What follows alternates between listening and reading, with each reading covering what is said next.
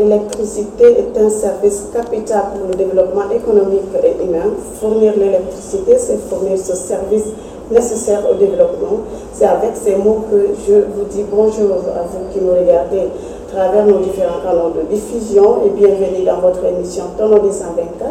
Et Tono 224, c'est cette émission qui met en lumière vos actions d'impact social et économique en Guinée. Sur ce plateau, nous recevons Monsieur le directeur général de la Société des électricités de Guinée, EDG, M. Laïsé Camara. Bonjour, Monsieur le directeur. Bonjour. Comment vous allez ce matin? Bien, Cette émission est réalisée par Dune Communication en partenariat avec guinématin.com, Média Guinée.com et la version audio avec Nostalgie FM Guinée. Alors, nous allons parler d'électricité ce matin. Sans retarder, dites-nous quels sont les grands axes prioritaires de l'EDG à ce jour. Merci. Aujourd'hui, depuis notre prise de fonction à EDG, les axes prioritaires d'abord, ce qui agace un peu le gouvernement, c'est la subvention de l'énergie. Donc l'axe prioritaire que nous avons, c'est la réduction de cette subvention de l'énergie. Ensuite, aujourd'hui, il faut sécuriser les recettes de l'énergie. Et ça, c'est important, parce que ce que nous recevons, il faut les sécuriser. Il ne faut pas qu'elles se volatilisent. Donc, ensuite, il faut rassurer nos clients. Parce qu'aujourd'hui, il faut qu'il y ait une complicité entre EDG et sa clientèle. Surtout sa clientèle de basse tension. Donc, nous devons les rassurer.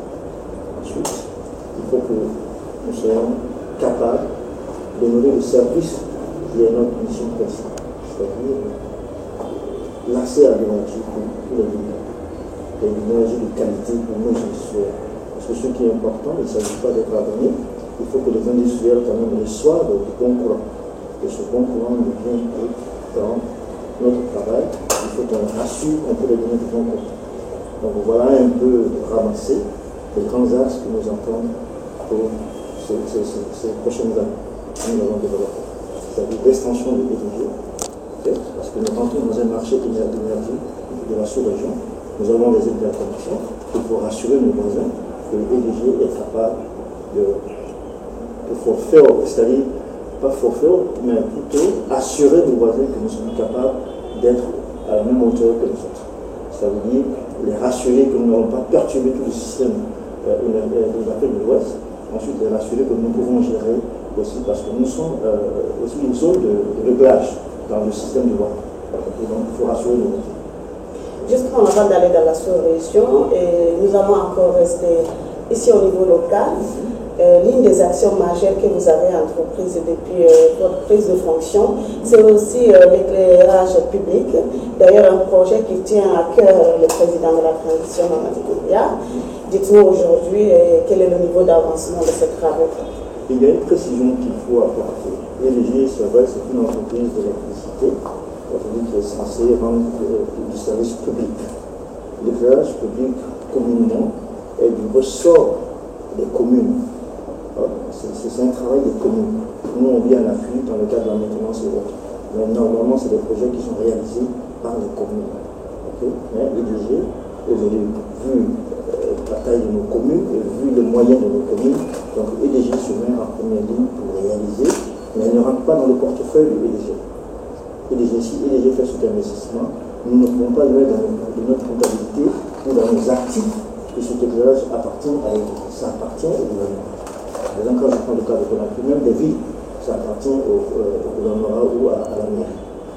Donc sur ce, aujourd'hui, je pourrais dire que grâce à Dieu, c'est vrai, il y a eu beaucoup de pression, nous avons fait beaucoup de choses, il y a eu quelques retards sur le projet, mais nous tenons bon, nous sommes à peu près aujourd'hui en termes d'exécution, pratiquement 80% pour beaucoup d'entreprises aujourd'hui. Mais ce n'est pas tout Conakry aujourd'hui que nous avons lancé en même temps. Vous savez, l'éclairage public est très coûteuse. Mais l'autoroute, la route de Prince aujourd'hui, c'est sur ça que nous avons mis beaucoup de focus pour qu'on puisse au moins éclairer les grandes artères de la ville de Conakry. Donc à peu près on est dans l'environ de 70 à 75% dans certains cas. Donc nous savons quand même que EDG fournit beaucoup d'efforts à ce jour pour améliorer son service, la qualité du service rendu. Mais malgré ces efforts, nous constatons aussi le tranchement illicite de certains citoyens, anarchiques, et même le vol des câbles à certains endroits. Dites-nous de manière globale quel est l'impact de ceci sur la qualité des services des déchets. Comme tout le monde, aujourd'hui le vol de câbles, la modernisation de nos installations a un impact négatif sur nos recettes. Parce que quand tu voles le câble, tu coupes des clients qui devaient payer leurs factures, qui les empêchent d'avoir le courant du service.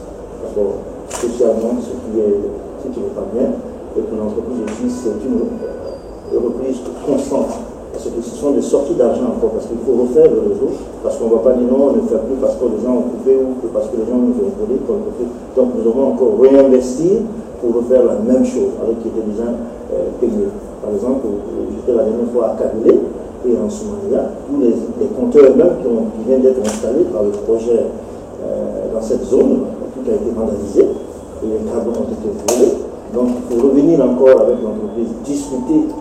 Comment on appelle, repayer encore ce stock-là pour pouvoir refaire ce travail. Donc, ça devient encore un travail. Si on devait le finir le 20 de ce mois, on est obligé encore de donner une extension à l'entreprise pour pouvoir reprendre tous ces travaux-là. Donc, ça a un impact négatif sur le service. Et même, il ne faut pas oublier que dans ces conditions, la loi guinéenne punit. Si nous appréhendons ces personnes-là, et si on prend la loi guinéenne le prévoit. Donc ce que je m'en veux dire à la population, c'est d'être très prudent. Pour le vol de l'énergie, aujourd'hui, surtout les clandestins, nous, actuellement, nous sommes en train de prendre des dispositions pour porter plainte contre les clandestins. Toute personne qui se fait alimenter, si c'est constaté que vous êtes en train de voler le courant, vous n'êtes pas abonné, nous portons plainte contre toi. C'est-à-dire, on ne fera plus de bagarre avec quelqu'un, non, on portera plainte contre toi, ou venir te couper simplement, non. Ça ne va plus se limiter juste à la coupure. Mais nous allons porter plainte pour qu'on aille devant les juridictions pour que vous sachiez que oui, ce que vous faites, c'est du vol. C'est comme carrément en attrayant des voleurs. On le traduit à la police ou à la justice. Et nous, c'est dans cette dynamique que nous allons entrer actuellement.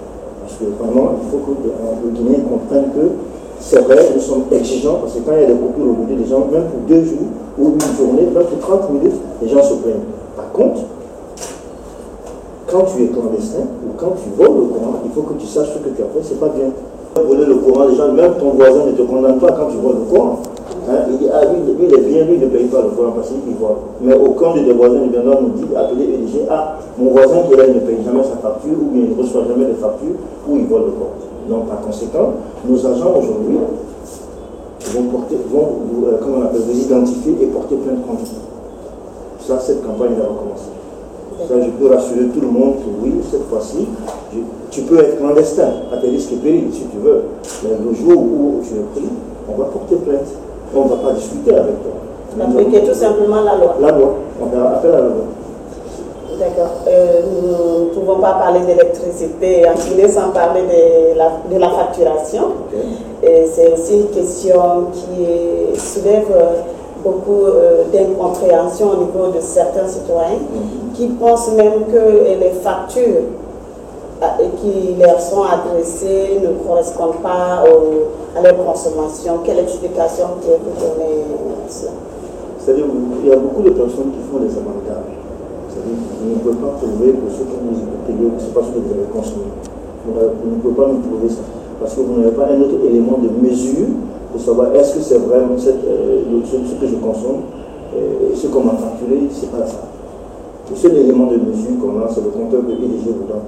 Ça, c'est le seul élément de mesure. Par conséquent, les gens pensent qu'être dans une chambre et être dans une villa, que c'est ce qui fait la différence. Non, ça ne fait pas la différence. C'est ce qu'on a dans la maison, les équipements que vous avez. Si vous êtes équipé comme une villa, vous payerez comme une villa.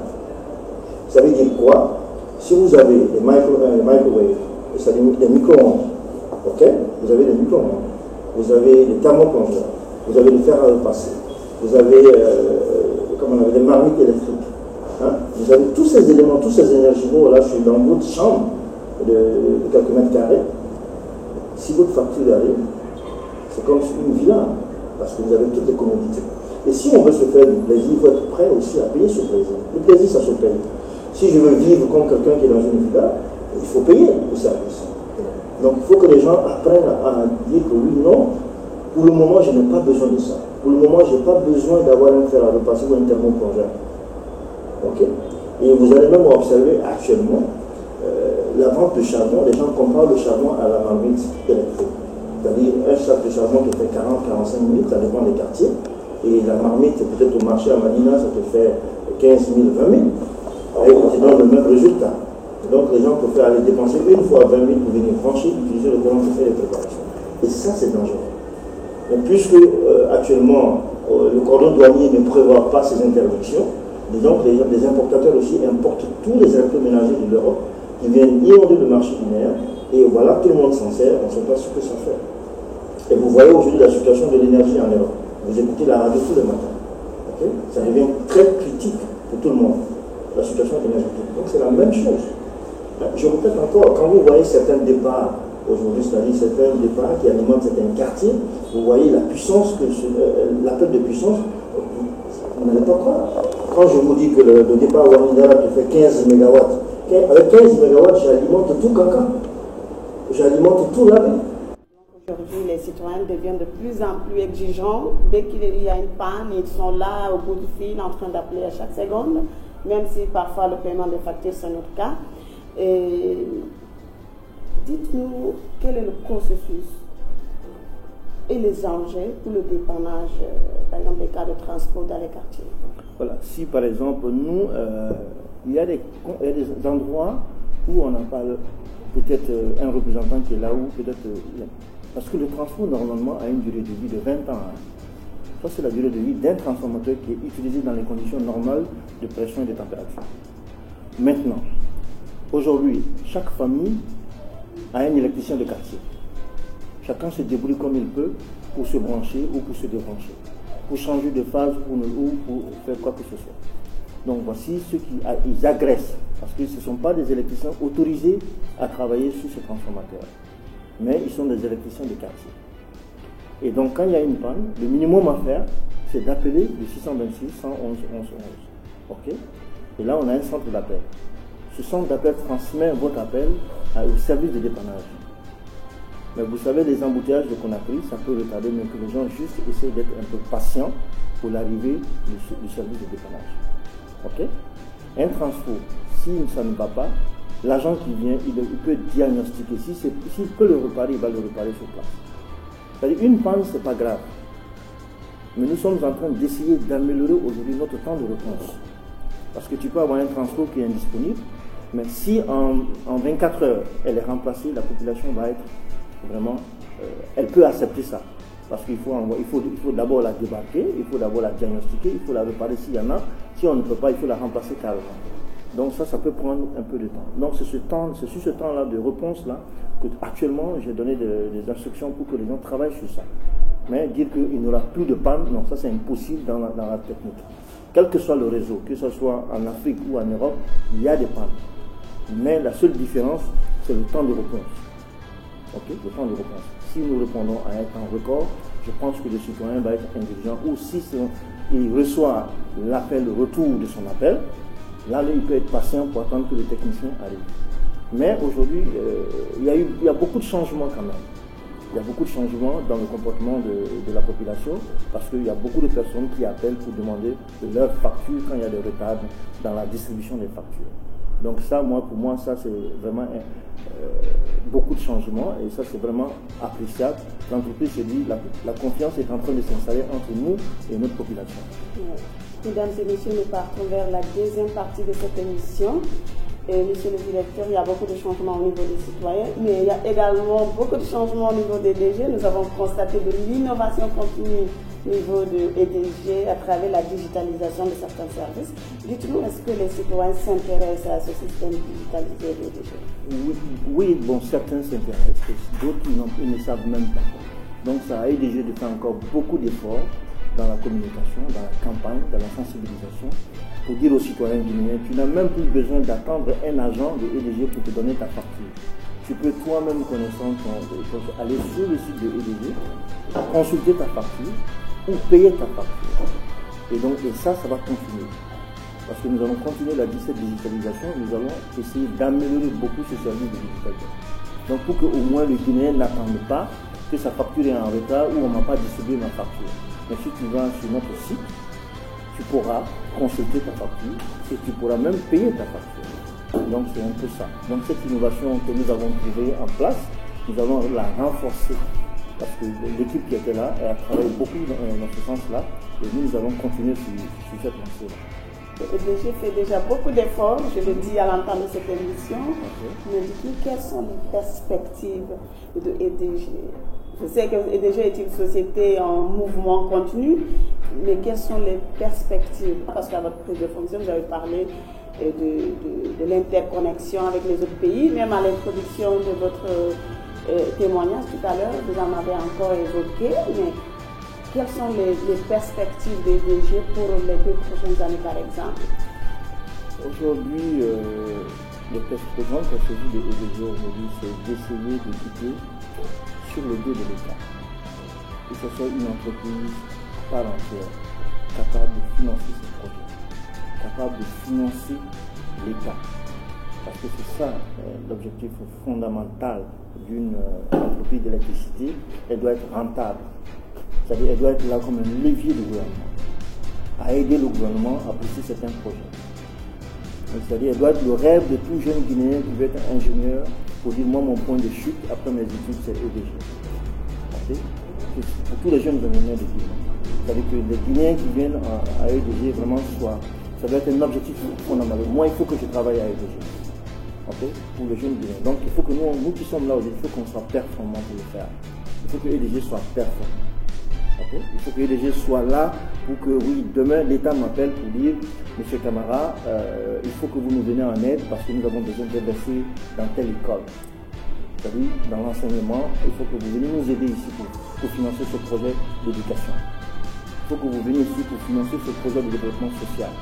Voilà un peu les grandes perspectives de EDG. Mais ça, on ne peut pas le faire si on n'est pas performant à l'interne d'abord.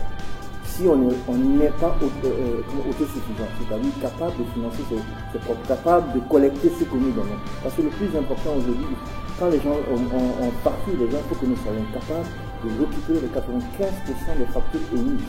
C'est-à-dire que la perte commerciale, qu'on la réduise pratiquement à 0,1% ou 2%. Voici les grands challenges qui nous attendent pour les prochaines années. Parce que EDG, moi j'ai commencé à travailler au temps de Sogel. Après mes études en 96, je suis venu comme stagiaire. Et j'ai commencé à travailler en 97 à EDG. En 2018, j'étais embauché à EDG. Mais après quelques années, je suis allé pour faire des études, mais je n'ai jamais oublié EDG parce que je me dis que cette entreprise, elle est restée longtemps pilotée par les Blancs. Voilà, parce que au temps de Sogel, c'était les Canadiens qui étaient là. Il y a des Guinéens qui sont venus, les Blancs sont revenus, les Guinéens reviennent encore. Ok? Et cette fois-ci, il faut qu'on soit capable de dire à nos dirigeants que cette entreprise n'a pas besoin d'étrangers. Elle a besoin de bons Guinéens pour la diriger. Elle a besoin des Guinéens. Il y a des compétences partout en Guinée, ailleurs même. C'est-à-dire que ce sont ces Guinéens-là qui doivent se retrouver pour dire que oui, cette société-là, elle doit vivre, c'est notre legacy. Okay? C'est-à-dire, ça doit être une entreprise vraiment miroir de la vie. Quand tu es au Canada, Hydro-Québec, c'est une entreprise. C'est-à-dire, quand tu entends le Québec, c'est Hydro-Québec, en fait. C'est elle qui soutient tout. Donc, cette entreprise aussi, EDG doit être capable de faire ça, ce grand chemin-là.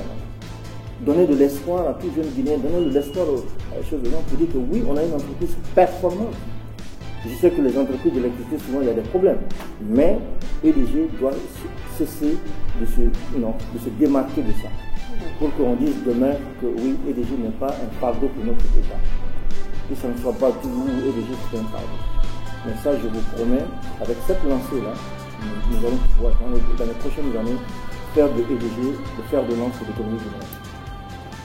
Mesdames et messieurs, nous sommes pratiquement à la fin de cette émission. Monsieur le directeur, avez-vous un dernier mot, un message à l'endroit des citoyens et des institutions? Avez-vous un dernier mot? Le dernier mot que ici aujourd'hui, je voudrais d'abord remercier le président de la République. Ne me connaissant pas, a eu quand même confiance à me mettre à la tête de cette entreprise.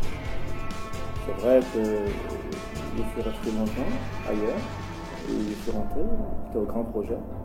Je travaille beaucoup sur les projets énergétiques. Mais lui ne me connaissait pas. Mais de toutes les façons, il a eu quand même cette confiance-là pour dire oui, je vais essayer ce monsieur. Et là, je ferai tout mon possible pour satisfaire ceux qui ont confiance en moi, qui m'ont apprécié, pour satisfaire le peuple du monde. Pour donner de tout de moi-même, pour que vraiment ce que j'ai comme ambition pour cette entreprise se réalise. Et pour la population, le message que je porte à la connaissance de la population, c'est d'être indulgent. C'est-à-dire les biens de l'État ne sont pas faits pour être vandalisés. C'est l'argent de l'État, c'est l'argent public. Donc on peut se fâcher, oui, c'est normal, mais on n'a pas besoin de casser. Parce que quand vous cassez les biens de l'État, ça veut dire que l'État doit réinvestir. Et nous sommes en train d'améliorer notre service de proximité. Aujourd'hui, nous sommes en train de créer d'autres services de dépannage plus proches du client. Donc, s'il y a des pannes, il y aura des gens qui pourront répondre rapidement pour les satisfaire. Mais seulement, j'ai le courage d'appeler le numéro vert de EDG pour donner le temps à celui qui doit venir pour faire son travail. Une panne, ce n'est pas le plaisir de EDG. Ce n'est pas par négligence qu'on s'en fout. Non, non, c'est pas ça. C'est que souvent on peut t'appeler, tu es en train de faire un autre travail. Donc le temps de finir et d'aller ailleurs, ça peut, un temps peut s'écouler. Mais qu'il soit vraiment indulgent pour donner du temps à nos techniciens pour venir. Et souvent quand nos techniciens viennent dans les quartiers, ils sont agressés. Et ça c'est quelque chose qu'on trouve que c'est pas normal. C'est leur fils, en dehors de la tenue EDG, ils sont comme les gens du quartier. Mais puisqu'ils sont dans une entreprise, si on les empêche, vous vous plaignez que votre transport est hors service. Celui qui vient pour faire le dépannage, vous l'agressez. Comment il va faire le travail? Il ne pourra pas faire le travail. Donc il faut qu'on s'accepte entre nous. Nous sommes des partenaires. Nous devons nous donner la main pour que cette entreprise, pour qu'eux ils reçoivent le service de EDG, qui donne la chance aux jeunes qui viennent pour faire le dépannage, qui ne les menacent pas du tout, qui soient courtois, et que nous aussi, nos techniciens acceptent aussi de parler avec la population pour leur dire oui, c'est vrai, il y a la panne, mais nous avons du dépannage. Et je remercie aujourd'hui encore la population guinéenne qui est rentrée dans une dynamique de paiement des factures. Et ça doit continuer. Et nous, moi aussi, je promets que nous allons améliorer notre service de dépannage. Parce que c'est là le problème. Nous allons améliorer le service de dépannage, que ce soit vraiment dans des temps bien appropriés. Et nous sommes en train de développer le réseau de distribution pour que notre réseau soit bien maillé, que même s'il y a une panne sur une partie du réseau, que le client soit toujours alimenté, bien qu'il y a le dépannage. Et je viens d'envoyer des jeunes en formation qui vont apprendre à travailler sous tension. C'est-à-dire qu'ils n'ont pas besoin de couper, ils travaillent. Et là, c'est important. Parce qu'aujourd'hui, pour tout, même pour un petit boulot, tu es obligé de couper tout le monde. Et ce qui n'est pas normal. Ça, c'est pas normal dans le dépannage. Donc, on est en train de travailler sur ça pour éliminer cette partie-là, pour gagner un temps qu'on puisse travailler au moins, même s'il y a la tension, pour faire le petit dépannage. Je profite aussi de l'occasion pour remercier l'ensemble du gouvernement, le Premier ministre, parce qu'aujourd'hui nous avons le soutien total de notre gouvernement. Et je m'en vais vous dire que le président de la République, le colonel Mohamed Doumbouya, m'a donné la latitude de couper, quelle que soit l'institution. Il dit même la présidence, s'il ne paye pas leur facture, il faut couper. Il me l'a dit. Je peux couper aujourd'hui n'importe quel que soit le département. Le Premier ministre aussi me l'a dit la même chose. Il dit coupe, il dit même l'aéroport aussi ne paye pas ses factures, coupe l'aéroport. Ça vient des autorités de la République. Ça veut dire quoi? Quel que soit le citoyen, tu peux être coupé. Et donc, ça, c'est le message là, on a reçu 5 sur 5. Et ça vient des autorités du pays. Ça veut dire à tout le monde qu'il faut qu'on paye nos factures. C'est ça. Vous aurez le courant, mais il faut payer vos factures. Pour les clandestins, vous êtes clandestin jusqu'à un certain moment, mais le jour où on va à la justice. Ça c'est clair. Je vous remercie. Merci beaucoup. Vous aurez le courant, mais payez vos factures. Vous pouvez vous fâcher, mais ne cassez pas, parce que ce sont les biens de l'État C'est avec ces mots de monsieur le directeur que nous allons vous dire au revoir au fond de cette émission. Merci beaucoup pour votre fidélité et merci à l'équipe technique qui nous accompagne. Au revoir.